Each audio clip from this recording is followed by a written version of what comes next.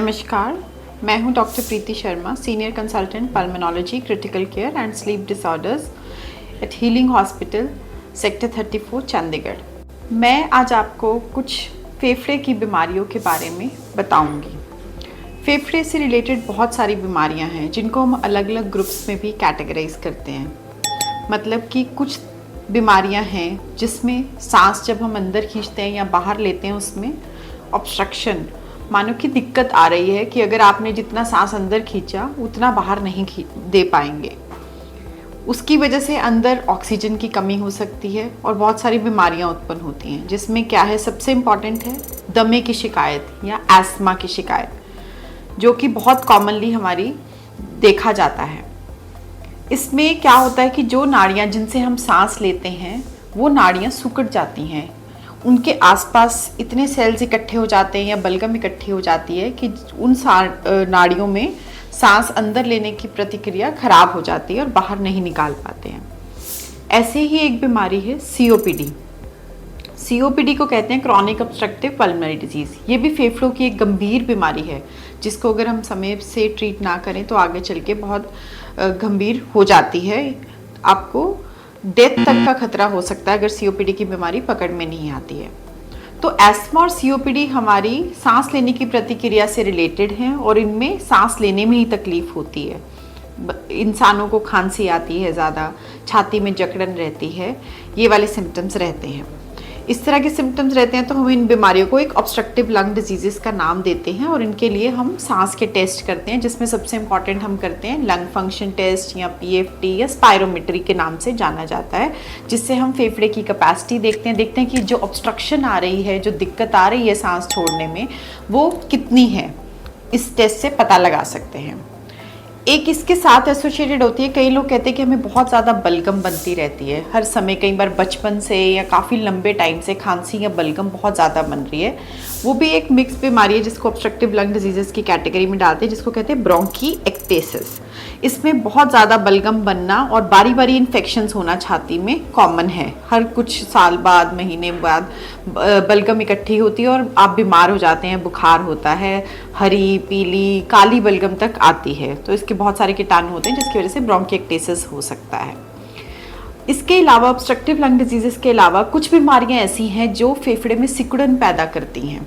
मतलब कि आपकी जो स्पेस है, जो अंदर गैस एक्सचेंज या कहेंगे कि सांस लेना छोड़ने की स्पेस होती है, अंदर एक सैक्स बने होते हैं, उनके आसपास की सारी जगह अगर लिक्विड से भर जाए तो उसमें लंग की सिकुड़न स्टार्ट हो जाती है, जिसको हम इंटरस्टिशियल लंग डिजीज़ कहते हैं। इंटरस्टिशियल लंग डिजीज़ के भी आगे बहुत सारे कारण हैं, जैसे कि सार्कोइड की बीमारी किसी ने सुनी होगी, या फिर और कनेक्टिव टिश्यू डिसऑर्डर्स हैं जिसमें हम कहते हैं कि अगर गठिया हो किसी को या एसएलई की बीमारी हो, उनके साथ भी ऐसे फेफड़ों की बीमारियां एसोसिएटेड है, जिसमें फेफड़ा धीरे धीरे लंबे समय के बाद इस बीमारी के सिकुड़ना शुरू हो जाता है। तो इसके भी अलग अलग ब्लड टेस्ट होते हैं, सीटी स्कैन किए जाते हैं, जिससे हम ये सारी बीमारियों के बारे में जान सकते हैं। फेफड़ों से रिलेटेड एक और बहुत ही खतरनाक गंभीर बीमारी है जिसको हम टीबी या ट्यूबरक्लोसिस के नाम से जानते हैं।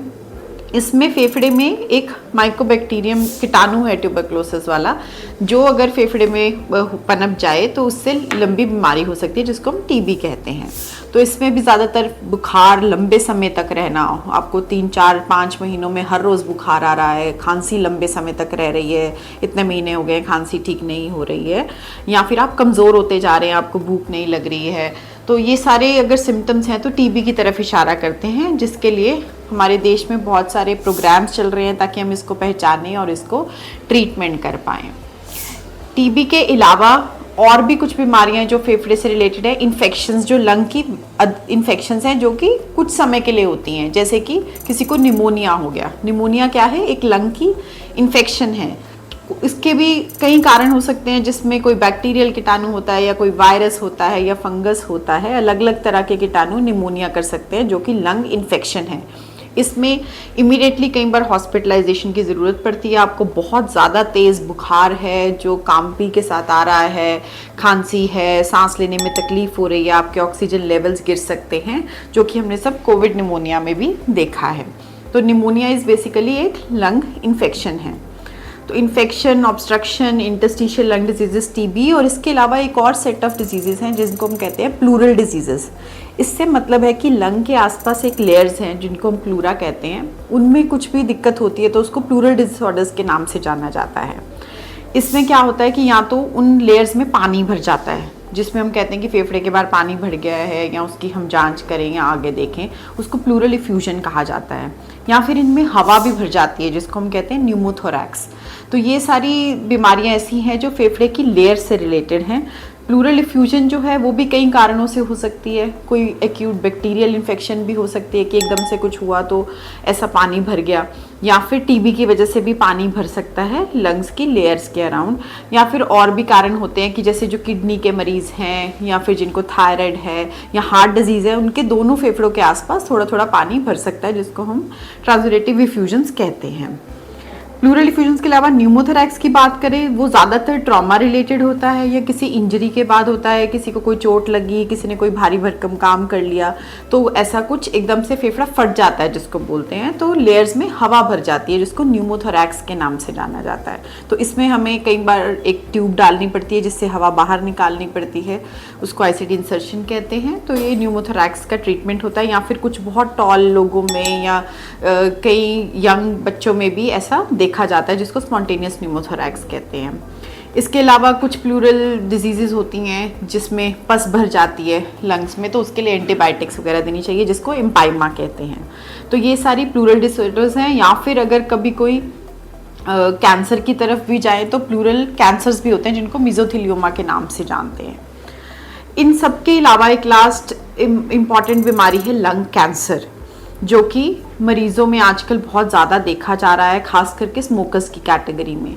तो जो भी स्मोकर्स हैं, जिनको COPDs हैं, उनको हम हर साल स्क्रीनिंग करते हैं, जैसे कि CT स्क्रीनिंग करते हैं, ताकि कोई भी ऐसी दिक्कत पता जल्दी चल जाए जिसकी वजह से उनको कैंसर डेवलप हो रहा है। तो फेफड़े के कैंसर को लंग कैंसर कहते हैं, जिसकी अलग अलग तरह के स्क्रीनिंग हम पैकेजेस भी करते हैं, या स्क्रीनिंग के लिए अलग अलग मोडालिटीज़ यूज़ करते हैं। पहले एक्सरे करते हैं या एनुअल एक CT करते हैं, जिससे हमें ज़्यादातर इनिशियल स्टेजेस में भी कैंसर पता चल जाए, क्योंकि ज़्यादातर जब लोग हमारे पास आते हैं तो वो स्टेज 3 या स्टेज 4 का लंग कैंसर होता है। तो ये सारे सेट ऑफ डिजीज़ेस हैं जो हम फेफड़े से रिलेटेड हैं, और मैं यहाँ पे एक लंग स्पेशलिस्ट हूँ जो ये सारी डिजीज़ेस को ट्रीट करते हैं। सिवियर एस्थमा को, COPD को, ब्रोंकिएक्टेसिस को, TB को, प्लूरल डिसऑर्डर्स को, लंग कैंसर को, निमोनियाज को। तो इन सब डिजीज़ेस का यहाँ पे ट्रीटमेंट किया जाता है। मैं Monday to Saturday 9 to 5 available हूँ यहाँ पे हीलिंग हॉस्पिटल सेक्टर 34 चंडीगढ़ में। आप मेरी अपॉइंटमेंट ले सकते हैं। धन्यवाद।